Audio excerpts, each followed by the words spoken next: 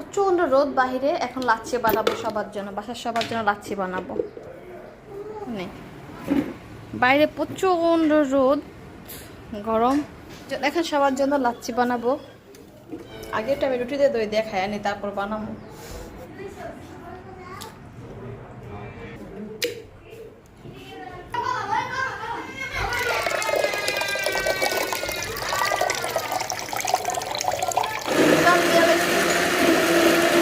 মিষ্টি দিয়ে লাচ্ছি আমরা খাবো।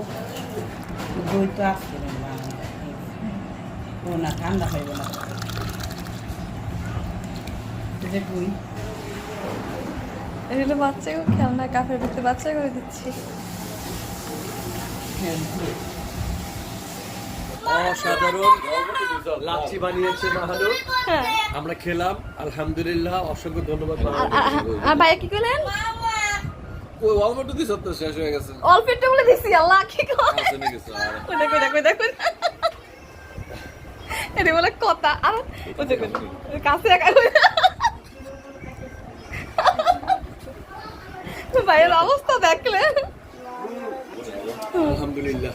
বুঝতে পারবা আমি তো দেখেন তারে লাচ্ছি বানিয়ে খাওয়াইছি, তারপরে আবার দই শেষ করতে চাইয়া একটু দিছ।